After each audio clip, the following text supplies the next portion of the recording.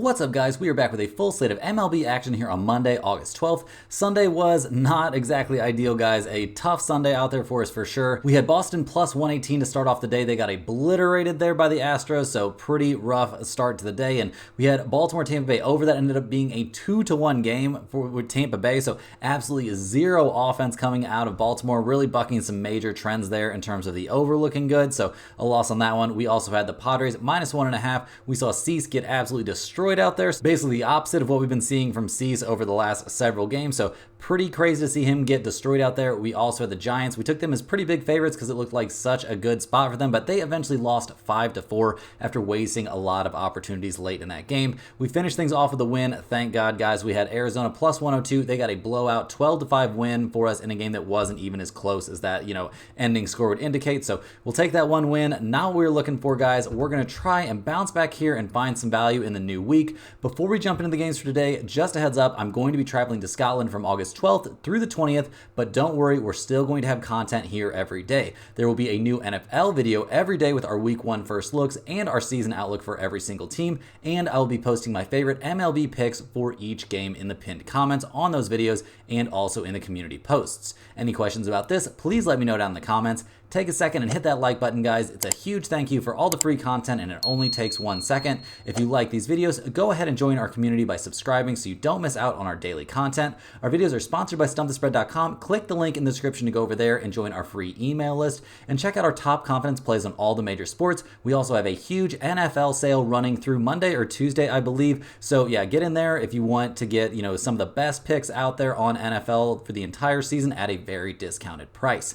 Comment below with any bets you're looking at today, and we'll give you our best advice on all of them. We are committed to responding to every single comment every day, so let us know anything you want to say about my picks, these videos, or anything you see here. As always, our favorite picks will be in the pinned comment down below. Now let's get into our first game of the day. We've got the Chicago Cubs going on the road to take on the Cleveland Guardians. The Cubs come into this game fresh off of sweeping that 2-game series there, playing technically on the road at the Chicago White Sox. They've now won 4 in a row. They're 9 games back of the Milwaukee Brewers there in the NL Central, but the Cubs are making something of a charge here. They're handing the ball in this one to Shota Imanaga, who's 9-2 on the season with a 3.06 ERA. The dude's been absolutely nuts out there. I mean, his last start was a great one against the Twins, guys. 7 innings, 2 hits, 2 earned runs allowed. He struck out 10 in that game. We've seen the Cubs win in all 4 of his last 4 starts, even a kind of rough outing there he had against the Cardinals. But generally speaking, guys, we are very happy with what we're seeing from Imanaga out there on the mound right now. I mean, the dude has come over and looked very, very good. He was telling, I think, just being a little bit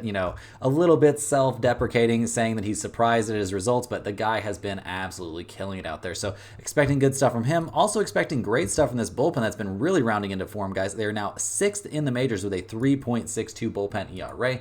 Absolutely nothing wrong with that. And we've seen the offense come back alive a little bit, guys. I mean, only 3 runs in the last game, but 3, 7, 8, 7, 0, 6, and 4 runs respectively over the last few games. Definitely headed in a positive direction, especially considering this has been an offense that's really had some struggles. They've also dealt with some injuries this season, but those aren't holding them back anymore. Things are looking good right now for the Cubs. So they're hoping they can keep it rolling here, going up against the Guardians, who are kind of getting back on track themselves, guys. They've won their last 2 in a row. They are 69-49 on the year with a 3.5 game cushion there in the AL Central. They're handing the ball in this game to Ben Lively, who's been very good this season, 10-7 on the year with a 3.59 ERA. His last start, kind of a bump in the road, guys, but it was against the Arizona Diamondbacks, a very tough hitting team. He went 5 innings, gave up 4 hits and 4 earned runs. So not his best stuff out there. Over his last 4 starts before that, though, he looked very, very good, despite going up against some pretty stiff competition. So generally speaking, I think we can expect good stuff from Ben Lively out there, pitching at home in this one, which can't feel terrible. I mean, his last home start was against Baltimore, and he went 6 innings, gave up only 2 earned runs.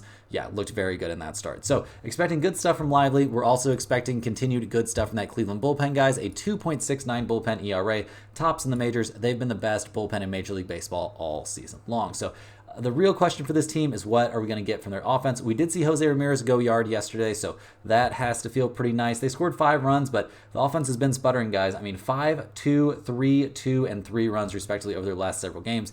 if we don't see big stuff from Ramirez, there's really not a lot of reason to think this team is going to put up a lot of runs. So we're a bit concerned about this offense, guys. Not going to lie, it's a little bit of a weird spot here for the Cubs. So looking at the numbers for this game, we've got the Cubs at -115, the Guardians at +100. We've got an over-under of 8 in this game. The Cubs are 27-33 on the road. Cleveland is 35-20 at home. So that right there is a pretty good reason to lean towards Cleveland. But this is a tough spot, guys. The Cubs come into this game playing really, really well. So we're a little bit worried about the side. In terms of the over-under, we see mixed trends here. Cleveland's actually a big over team when playing at home, which is kind of shocking to me. The Cubs are a slight under team on the road. We've got an over-under of 8 in this game, and I honestly kind of expected to see an over-under of 7.5. So I think in this game, which feels like a close spot to me, I'll maybe take a tiny, tiny lean towards the Guardians at +100. But more than that, guys, I really think I like the under. I think under 8 is a very good value in this game. It's an evening game at Cleveland. I think we're going to see offense be at a premium. Next on the docket, guys, we're looking at the St. Louis Cardinals going on the road to take on the Cincinnati Reds.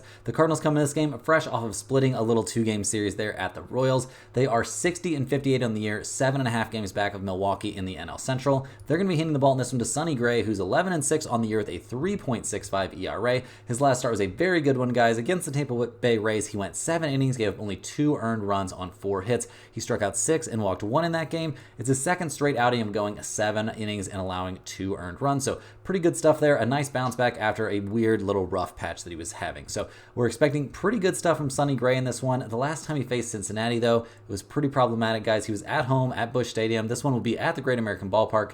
The last time it was back on June 29th, guys. 4 1/3 innings, 7 hits, 6 runs, only 3 of them were earned, though. So not all of that was Sonny Gray's fault. I do think there's a good shot that we see him bounce back and have a positive outing in this one. We'll see what he can do. We'll also see what that Cardinals bullpen can do. They've been having some problems lately, guys. Their ERA has gone up to 3.73 coming out of the pen, which is fine, but not great. And we just haven't seen this bullpen look as good as they were looking earlier in the season. So some concerns there for sure. The offense, they're doing okay. They're fine right now, I would say. I mean, they've scored 3, 8, 4, 5, and 4 runs respectively over their last few games. They're 21st in the majors in runs scored, but their team batting average number just keeps on rising, and we're seeing some good stuff from these guys out there. I mean, Contreras hit 2 home runs in game 1 of that series against the Royals. So yeah, just generally speaking, I don't think the Cardinals offense is in a terrible spot. So looking at the Reds in this game, they won the last game of that series 4-3. So not a ton of offense coming out of the Reds. They are 57-61 on the year, handing the ball to Andrew Abbott in this game, who's 9-9 on the season with a 3.70 ERA. His last start was against the Marlins, guys, and he got absolutely shelled. 5 innings, 6 hits, 6 earned runs. He gave up 3 home runs in that game. So yeah, not his best effort in that one. The last time we saw him go up against the Cardinals, he had a pretty good time. I mean, 5 innings, 2 hits, 2 earned runs. He did give up a home run in that game. He walked 6 hitters in that game. So yeah, not his best stuff. Didn't seem like he had his sharpest stuff, and he was still able to navigate his way through. He's had, a couple bad starts against the Marlins this season, so maybe this is just a team that he doesn't have very much success against. But guys, over his last 3 starts, at least his last 3, not his best stuff. So a little bit concerned here about Abbott. How do I feel about that Reds bullpen? Very positively, guys. A 3.55 bullpen ERA has them 4th in the majors. Not too worried about this bullpen. They didn't have a bad time against Milwaukee, and I don't really expect them to have a bad time here against the Cardinals either. So looking at the offensive number for the Reds, that's where the problems start to crop up, guys. They've scored 4, 0, 3, 10, and 4 runs respectively over their last few games. Elly De La Cruz leading the way for them with a 264 batting average and 20 home runs, but I don't know, guys. This just isn't a team that I really trust up there at the plate. They're 26th in the majors in batting average. They are 24th in the majors in on-base percentage. Like, this just is not an offense that you can really trust. So we'll see what they can do here against the Cardinals and Sonny Gray. Looking at the numbers for this one, guys, we've got the Cardinals at -130, the Reds at +112. We've got an over-under of 9 out there. The Cardinals are only 29-31 on the road, but Cincinnati's only 28-31 at home. We see both teams actually showing trends towards the under in this spot. The Cardinals are 30-27-3 to the under on the road. Cincinnati is 30-24-4 to the under at home, with an over-under number of all the way up to 9. I know this is the Great American Ballpark, so that makes us, a little bit less likely to side with the under, but man, 2 pretty good pitchers out there. Although I am worried about Abbott, I do think we're going to see very good stuff from Sonny Gray. So I think there's some definite value on the under 9 in this game. But guys, I also like the Cardinals in this spot a good amount.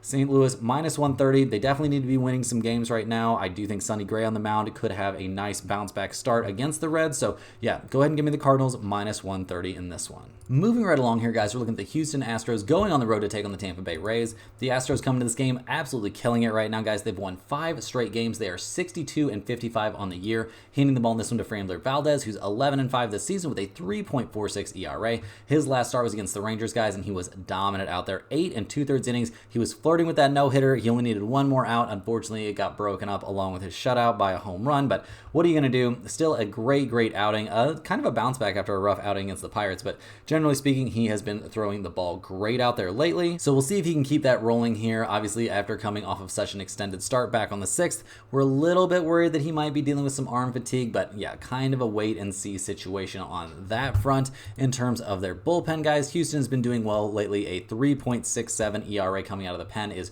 great for a team that had a really bad looking bullpen early on in the season. So generally speaking, this pitching staff headed in a good direction. The offense is also coming alive too, guys. They've scored 10, 5, 8, 6, and 4 runs respectively over their last few games. That's a very solid series from them at Fenway, so I'm sure they feel great about that. We see good news coming out of Verlander. He's making his first rehab start, so he could be back in there to bolster that rotation a little bit. And yeah, guys, this offense cruising along there, 3rd in the majors in batting average, 13th in the majors in runs scored. They're kind of an inconsistent offense. Like, don't get me wrong, we've had our problems being on the Astros all season long. So what will we see out of their offense in this one? Who freaking knows, guys? They could score another 10 runs, or they could go back into the tank and get shut out by the Tampa Bay Rays like they did in the last game of their series against Tampa Bay only a few days ago. So we'll see what we get from their bats in this one, going up against the Rays, who come into this game fresh off a 2-1 win there against Baltimore.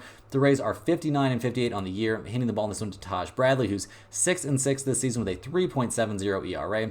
His last start was an absolute debacle against the St. Louis Cardinals, guys. He was terrible out there. 4 2/3 innings, 9 hits, 5 earned runs allowed. His last 2 outings have both been very problematic. So a little bit worried here about Taj Bradley. Maybe he's not at 100% out there, which would be, a pretty big concern. But generally speaking, he's been a good pitcher. He's only 23 years old. Like, you're going to see some inconsistencies. So I don't think it's beyond the realm of possibility that we see a big bounce back from him in this one. So looking at the Tampa Bay bullpen, they've also been trending in a great direction, guys. They're down to a 3.92 bullpen ERA, which is great for a team that had one of the worst bullpens in the major leagues in the early season. So expecting pretty decent stuff from their bullpen, and the bats is kind of where we start to run into question marks here for the Rays, guys. I mean, they've scored 2, 5, 1, 6, and 2 runs respectively over their last few games. They're 28th in the majors in runs scored this season, guys. Just not a lot of pop from this offense. Just not a great ability to get runs across the plate. I mean, they're batting .234 as a team. They're only getting on base at a .311 clip. Well, that's MLB average, but still not the kind of numbers that are getting me excited. So looking at the numbers for this game, guys, we see the Astros at -115. We've got the Rays at +102. We've got an over-under in this one of 7.5. Houston is 28 and 29 on the road. Tampa Bay is 31 and 31 at home. So not a lot to be gleaned from that. We see both teams, well, Houston showing significant trends towards the under when playing on the road. Tampa Bay basically a 50-50 over-under team at home. An over-under of only 7.5. I don't know if we can really get behind that, guys. I mean, it's possible, don't get me wrong, but I'm leaning at least slightly here towards the Tampa Bay Rays to see a bounce back from Taj Bradley and for Framber Valdez to struggle a little bit coming off of such a long, such an emotionally charged, no hit bid that gets broken up there. I don't think we're going to necessarily see his best stuff in this game. So go ahead and give me the Rays in this one at +102. We'll see if it makes it into the pinned comment. Moving right along here, guys, we're looking at the Texas Rangers going on the road to take on the Boston Red Sox. The Rangers come into this game fresh off of an 8-7 loss there at the Yankees in game 3 actually of that series. The Rangers are only 55 and 63 on the year, so not a lot of reason for optimism, although their pitching staff is apparently, starting to get healthy, and we're about to see one of the guys that's, getting back out there here in Tyler Mayhill, who comes into this game making his second start of the year. He pitched 5 very good innings against the Houston Astros his last time out, gave up only a single earned run in that game, but eventually we saw the Rangers lose that game 4-2 there. So yeah, disappointing result, but Mayhill looked good out there, no doubt about that. He's going to be looking to replicate that performance. We'll see what we get out of that Rangers bullpen, guys. Currently, they are 26th in the majors with a 4.62 bullpen ERA, so that is not exactly ideal. In terms of their offense, guys, they have been hitting the ball better recently. I mean, they've scored 7, 9, 0, 4, and 2 runs respectively over their last few games. We're seeing Scherzer and Eovaldi return to Texas for, some evaluation here, so that's not a great sign. I don't know if we're going to see these two members of the rotation coming back. The guys that might be coming back are like DeGrom and, Mayhill here, who's, back and looking pretty good. So we'll see what they get from the pitching staff. In terms of their offense here, guys, we've seen Corey Seager doing some definite positive things. I mean, 25 home runs, batting .274 on the season. Nothing wrong with that. But this team is only 20th in the majors in runs scored and 22nd in slugging percentage. So not really expecting miracles here from this Rangers offense. They're going up against the Red Sox in this one, who come into this game sitting at 61 and 55 on the year. So we see the Red Sox coming into this game not really having had a very good time in that 3-game series where they got swept by the Astros. They're hitting the ball in this one to Brayan Bello, who's 10 and 5 on the season with a 5.16 ERA. He actually just got placed on the paternity list on Friday, but apparently he's going to be back in time for this start on Monday. I would say this is maybe an interesting opportunity to be backing him here, because oftentimes you get that, that new dad bump here and you just go out there and kill it coming off the paternity list. So we'll see what he can do. He's actually been throwing the ball pretty well over his last 5 starts, so that's some pretty positive news in terms of going up against a team like the Rangers. I mean, I don't think, he has not faced the Rangers yet this season, but I'm expecting pretty good stuff out there from Brayan Bello in this game. In terms of their bullpen, how do we feel about the Boston bullpen? I mean, a 4.34 ERA coming out of the pen does absolutely not fill me with confidence here, but I think they could be okay out there going up against a team like the Rangers, who not exactly swinging the hottest bats necessarily, just not the scariest offensive team overall. So this bullpen has to do some positive things sometimes, and I think this could be a situation where we see that happen. In terms of their offense, they're obviously coming off of a pretty rocky series there, guys. I'm expecting better things from them here down the stretch, and especially going up against a team like the Rangers. But yeah, it's not like the Rangers are putting a slouch out there on the mound. I mean, Mayhill looked very good in his first start, so we'll see what we get out of them. I would say I'm maybe slightly concerned, but really, guys, over the course of the season, this Red Sox offense has been so freaking good. They're second in the majors in batting average, 5th in runs scored. They're the second best slugging percentage in the MLB, trailing only the Baltimore Orioles. Like, I'm expecting good stuff from Boston at the plate in this game. So looking at the numbers for this one, we see the Rangers at plus 120. We got the Red Sox at minus 132. We got an over-under of 9.5 in this one. The Rangers are 24 and 36 on the road, so a terrible road team. Boston, not a great home team. They're not great there at Fenway, but we're not too worried about that, guys. We definitely like the Red Sox in this spot. We also, looking at these numbers, probably don't hate the over. I mean, Boston, a 50-50 over-under team at home, and I think they're poised to have a breakout here on offense. The Rangers are 33, 25, and 2 to the over on the road. An over-under of 9.5 probably isn't going to end up in the pinned comment when we're looking towards the over, but I would say the Red Sox at minus 132 definitely have a chance. Moving right along here, guys, we're looking at the Kansas City Royals going on the road to take on the Minnesota Twins. The Royals come into this game fresh off of winning 1 out of their 2 games there against the Cardinals. They're sitting at 65 and 53 on the year, 4 games back of Cleveland there in the AL Central. They're handing the ball in this one to Brady Singer, who's 8 and 7 on the season with a 3.03 ERA. His last start was a disaster, guys, against the Red Sox. 5 2/3 innings, 10 hits, only 4 earned runs, so he actually got himself out of some trouble there. But yeah, that was a game we saw the Royals eventually lose 9-5. So not his best effort out there. Just doesn't seem like he has a very good time in starts against Boston. So he'll probably be hoping to get back on track here going up against the Minnesota Twins. They're a team he hasn't faced since March, guys. Back on March 31st, he shut down the Twins over 7 innings. So yeah, not a whole lot to be taken from that. It was so long ago, but we can feel pretty decent, I think, about Brady Singer out there on the mound, especially in something of a bounce back spot. How do we feel about that Royals bullpen, though, guys? I would not say we feel amazing. A 4.28 bullpen ERA, pretty much a disaster. This team used to be much better coming out of the pen earlier in the season. That just has not been the case right now. So a lot goes on the shoulders here of the Royals offense. And yeah, guys, with Bobby Witt Jr. out there, they can do some stuff. I mean, he drove in 3 runs to lead the Royals to that 8-3 victory over the Cardinals. We've seen Salvador Perez hitting the ball really well recently as well. So yeah, just seeing a lot of positive stuff here for this Royals offense. It's 6th in the majors in runs scored, 8th in the majors in batting average. Like, this is a team that can absolutely hit it. So we'll see what they can do here going up against the Twins, who come into this one losers of their last 2 in a row. They split that 4-game series there against Cleveland. They're currently 3.5 games back of Cleveland in the NL Central. They're hitting the ball to Pablo Lopez, who is 10 and 8 on the year with a 4.74 ERA. His last start was kind of a bump in the road considering how well he'd been throwing the ball lately, but 5 innings, 7 hits, and 4 earned runs against the Cubs. A little bit tough. It was at Wrigley Field, so he was out of his comfort zone pitching on the road, but yeah, it seems like he's been pretty good on the road recently, so not really sure why Lopez had such a tough start there, but we're a little bit worried about him. But the last time he faced the Royals, it was also back in March, guys, and he was lights out in that one. So we'll see how he looks against the Royals here in, a much more modern setting, not so long ago. I'm expecting decent stuff from Lopez, though. He's been throwing the ball well lately, although I would say he probably hasn't been as good as Singer has over the course of the season. In terms of their bullpen, I do trust that Twins bullpen a lot more than I trust the Royals, guys. A 3.97 ERA coming out of the pen is decent, and they've hit some pretty low numbers with that ERA over the course of the year. I think they've been in a little bit of a slump, but they could definitely claw their way back. In terms of their offense, the Twins are definitely slumping a bit, guys, combining to score only 4 total runs over their last 2 games of the series. That is not great. This offense is just having a little bit of a hard time. I mean, really they need Kwan and Ramirez to Kwan to set the plate and Ramirez to carry the load here, and that just has not been, reliable here down the stretch. This is an offense that could use a bit of a boost. I don't exactly know where to think they're going to get it from, guys. Over the course of this season, they're 12th in the majors in runs scored, but 19th in on-base percentage, and 18th in batting average, and these are all numbers that are kind of trending in a negative direction. So looking at the numbers for this game, we see the Royals at plus 135, the Twins at minus 150. We've got an over-under of 8 out there. The Royals are 27 and 28 on the road. That road record for them has improved as the season's gone on. The Twins are still a good home team at 34 and 23 at home. In terms of the over-under for this game, we see very mixed trends, so we're not super interested in the over-under. Generally speaking, in this game, guys, I think the Royals at plus 135 is just too good of a price to pass up. I think they've got a better chance. I think this is a coin flip, and if you can, play a coin flip, but you get plus 135 and the other guy gets minus 150, you're going to want to be on the plus 135 side. So go ahead and give me the Royals in this game. Is it going to end up in the pinned comment? Seems kind of unlikely. Lopez has been throwing the ball well recently, and Singer's had his issues, but I do think he's in for a good start here against the Twins. Next on the docket, guys, we're looking at the LA Dodgers going on the road to take on the Milwaukee Brewers. The Dodgers come into this game fresh off of sweeping the Pirates there in a nice 3-game series. They're up to 69 and 49 on the year. Only 3.5 games up on both the Diamondbacks and the Padres, though. So lots of competition there in the NL West.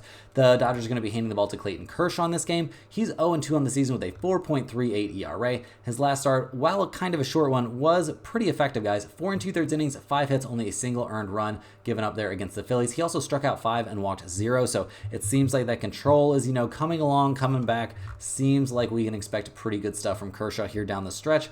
Obviously, we kind of got to wait and see, but it looks like he's settling in. In terms of their bullpen, the Dodgers have been good over the course of the season. They've had some hiccups lately, but a 3.65 bullpen ERA. Obviously, not any kind of disaster. I think we can be very, very comfortable with their bullpen and their offense, guys. That is humming right along. They've scored 6, 4, and 9 runs respectively over the last few games. We saw Hernandez deliver the game-winning hit in the 10th inning there for the Dodgers to, seal all, just salt away that sweep. We've seen good things from Ohtani. No major shocker there. We're still waiting for the return of Mookie Betts. I mean, the word is that he's going to play, I think it was right field once he eventually comes back. But yeah, that should be happening pretty soon, and it's supposed to be this game, guys. It's supposed to be this Monday.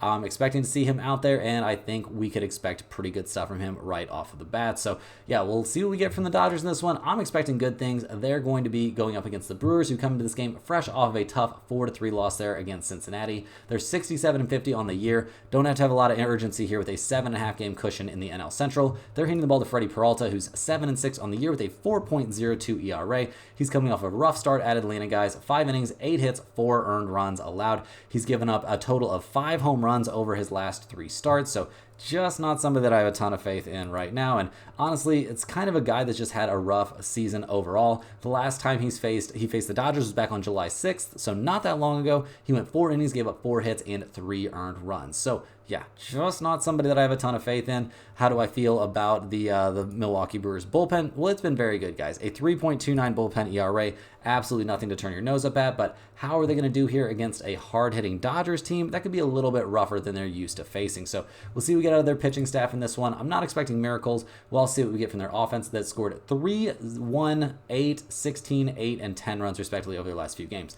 Feels like they're cooling back down, guys, over the last couple of games. Don't get me wrong, but generally speaking, they've been swinging the bats well this season. I mean, they're tied for 6th in the majors in runs scored. They're the 5th best batting average team in the MLB, but when you look at who they get to play a lot of their games against, some of those numbers tend to, look a little less impressive. So looking at the numbers for this game, guys, we see the Dodgers at minus 109. We've got the Brewers at minus 106. We've got an over-under of 8 in this game. The Dodgers are 30 and 27 on the road, so a good road team. Milwaukee is 33 and 22 at home, so a very good home team. We've got mixed trends towards the over-under under here with Milwaukee being a big over team. They're 32-18-5 to the over when playing at home. The Dodgers are actually a slight under team on the road, but in this spot, guys, I think over 8 is extremely live. I think we're going to see Kershaw give up a run or two for sure. I think we're going to see the Brewers, the bats haven't been terrible lately. I think we're going to see the Dodgers put up plenty here against Freddie Peralta. So while I do like the over, I also really like the Dodgers minus 109. I think this is an excellent spot for them to get a win here against a Brewers team. And yeah, it's a great spot for the Dodgers to, get Mookie Betts back out there on the field.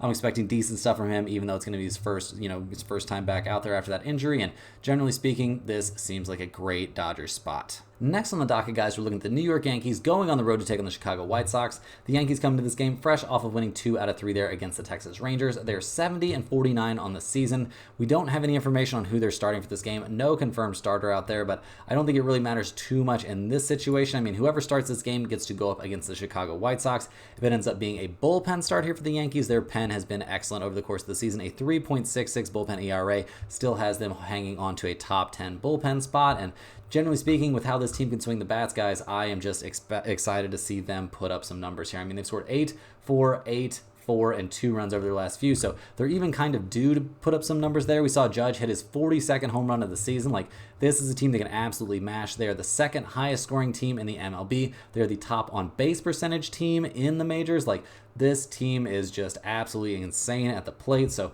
looking at their opponent for this game, it's the exact opposite. The White Sox have now lost 3 in a row. Seems like they're getting ready for another long losing streak. They're 28-91 on the year. Handing the ball to Kai Busch for this game, who's 0-1 on the season with a 6.75 ERA. He's only going to be making his second start of the year, and his first one wasn't a great one at Oakland. 4 innings, 2 hits, 3 earned runs surrendered. He walked 5 hitters in that short start. He's only 24 years old. I'm expecting some ups and downs. This start here against the Yankees could definitely be a down. In terms of their bullpen, the White Sox have also been terrible. No major shock there. And their offense, guys, has been borderline historically bad, it feels like to me, guys. Last in runs scored, second to last in batting average, last in on-base percentage, and last in slugging percentage. So with that kind of those kind of numbers coming in, guys, it's not a shock to see the Yankees at nearly 3-1 favorites. We've got the White Sox at plus 260. We've got an over-under of 9 in this game. We see the Yankees are an MLB best 38-22 on the road. The White Sox are an MLB worst 17-42 at home. Guys, I do think there's some shot that this could be a blowout game here for the Yankees, and they can end up winning this by,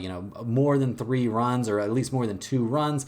So, if you wanted to take them minus 2.5, minus 1.5, whatever, that could definitely be playable. I also think there's some reason to take the over in this game. I do think whoever the Yankees put out there, likely to give up a run or 2, and a run or 2 might be all it takes if the Yankees bats really get going here. They could easily score 9 runs all by themselves. So yeah, go ahead and give me the over in this one. If you want to take the Yankees, go for it. It's just not a price that I'm interested in. Moving right along here, guys, we're looking at the Toronto Blue Jays going on the road to take on the Los Angeles Angels. The Blue Jays come to this game fresh off of losing 2 out of 3 to the Oakland A's. They lost the last 2 games of that series, so that probably doesn't feel great. 54-64 on the year, not a team that's going to be playing in the postseason. They're hitting the ball to Bowden Francis in this one, who's sporting a 5.44 ERA this year. His last time out was a start, guys, and it was decent against the Baltimore Orioles. 5 innings, 3 hits, 2 earned runs allowed.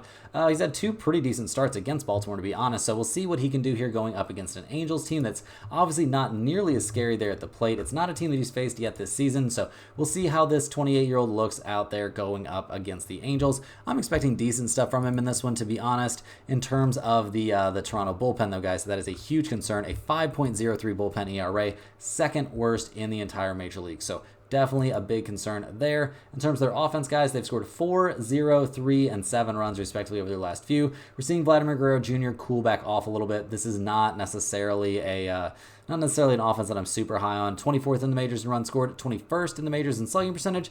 They've shown that they can hit the ball occasionally here as of late, so we'll give them some credit. Not going to get me wrong. I mean, they've been okay, but yeah, I don't know if this is going to be an amazing spot for them necessarily, but we'll see here because they are going up against the Angels, who did manage to squeak out 1 win there against Washington in that series, but at 52-66 on the year, not a team that's having a great time. They're handing the ball in this one to Davis Daniel, who's 1-3 on the season with a 6.04 ERA. His last start, he got destroyed destroyed at the Yankees, guys. 3 1/3 innings, 7 hits, 5 earned runs. Not very good stuff out there at all. So yeah, just not a guy that we're super excited about. He's had some good outings this season, don't get me wrong. He started things off insane back on June 27th with an 8-inning, 4-hit shutout with 8 strikeouts against the Detroit Tigers. But this dude has not faced a lot of tough teams at the plate, and the only tough one that he's faced so far, he got destroyed. So we'll see how he looks here against the Blue Jays. We'll also see how that Angels bullpen, which is not very good, it looks against the Blue Jays. A 4.25 ERA coming out of the pen. Obviously pretty problematic there. In terms of their offense, they've scored 6, 4, 2, 9, and 8 runs respectively over their last few games. So I would say the offense has been pointed in the right direction as of late, but over the course of the season, not very good. But, you know, lately those trends are probably what matters more. We'll see, though, what they can do here. I mean, I don't know if they're going to have the best time there with Bowden Francis, and I don't know if they're going to really get the best out of their starter, so a lot of pressure could end up on the offense in this game. So looking at the numbers for this one, we see Toronto at -104, the Angels at -102. We've got an over-under of 9 in this game. The Blue Jays are 25-33 on the road, so not great, but the Angels are 26-35 at home, so pretty terrible there. We've also got mixed trends towards the over-under. In terms of that over-under number of 9, I would probably lean slightly towards the under, I guess, but I've got very little conviction in that, guys. Generally speaking, in this game, I like the Blue Jays, -104. I'm expecting good stuff from Francis out there on the mound in this starting appearance. I'm expecting bad stuff from Davis Daniel against a team that has shown they can hit the ball. So, yeah, that's pretty much where I'm at with this game. Is it one that I have a ton of confidence in? Not really, but I do think the Blue Jays is a pretty reasonable price. I think it should be more like -120 in this spot. Next on the docket, guys, we're looking at the Colorado Rockies going on the road to take on the Arizona Diamondbacks. The Rockies come into this game fresh off of a 9-8 win there against Atlanta. They actually won 2 out of 3 in that series, so that's pretty impressive stuff. They're 44-75 in the year, so, you know, not very impressive for their season, but generally speaking, they're playing well at the moment. So we're getting some slightly breaking news here about the Rockies starter. Cal Quantrill is apparently going to be out with general forearm soreness, so we don't actually know who's going to be starting for the Rockies in this game, so that's a bit problematic for a team that's been the worst bullpen in Major League Baseball all season long. Can't exactly trust this situation if, you know, they're going to have just some miscellaneous bullpen guy starting this game, or if this is going to be a full-on bullpen start. That would seem to indicate that we are going to end up with, you know, Arizona having a pretty good time out there at the plate. So if that happens to be the case, we're going to be trying to put ourselves in a position to take advantage of that. So looking at the bullpen, like we were just talking about, guys, the Rockies bullpen, absolutely horrendous over the course of the year. Right now, we don't even have all the numbers out for this game right now. We're showing an over-under of 8.5, so just keep that in mind. But yeah, not too stoked about what we're going to see from the Rockies pitching staff in terms of their offense. They've been hitting the ball great recently, guys. 9, 8, 6, 1, and 3 runs respectively over their last few. They're 18th in the majors in runs scored, so not that bad. 15th, so league average in terms of batting average. They're 14th in the majors in slugging percentage. Like, this is a team that can actually sneaky hit the ball a little bit. So we'll see if they can keep that going against the Diamondbacks, who just won 3 in a row against the Phillies.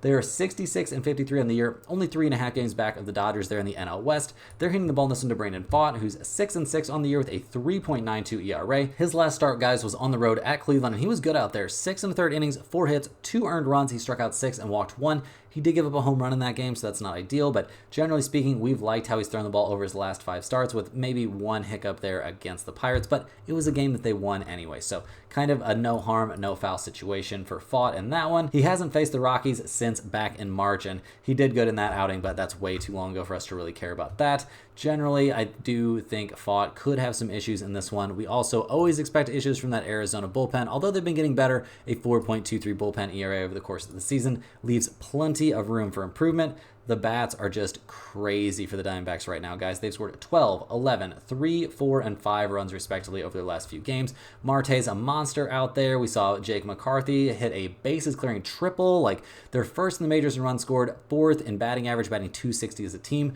They're getting on base at a 331 clip. Like, this is an absolutely elite offense. So, looking at the numbers for this game, guys, we see the Rockies at +188. We've got the Diamondbacks at -225. We've got an over-under. Only one book showing this number, guys. No other books have this number hung yet, but an over-under of 8.5. Guys, I'm not going to overcomplicate this. We are going to slam it on the over in this one. I also think if this number changes, if it goes up to like 9 or 9.5, I also think taking the over in that situation is totally fine.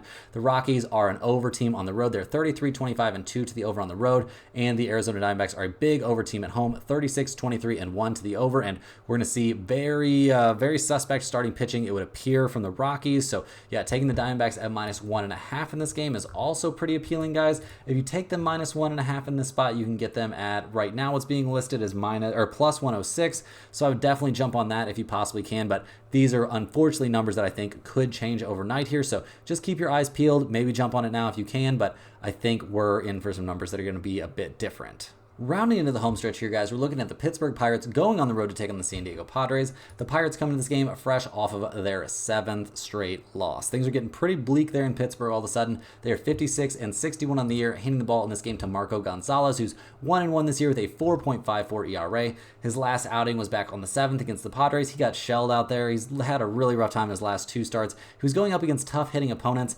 But man, his last start was against the Padres, and he's facing the Padres again. So not exactly somebody I'm looking at as being in a great position in this game. We're also not that high on that Pirates bullpen, guys. They are 25th in the majors with a 4.39 ERA coming out of the pen. So just a lot of stuff falling apart for the Pirates right now. I mean, not necessarily their bats, guys. I mean, they've scored 5, 1, 5, and 6 runs respectively over their last few games. So they're doing their best out there to compete, at least at the plate, but the pitching staff is really letting them down. We're seeing Brian Reynolds out there doing his thing. He's trying his heart out, but man, it is not translating into a lot of success.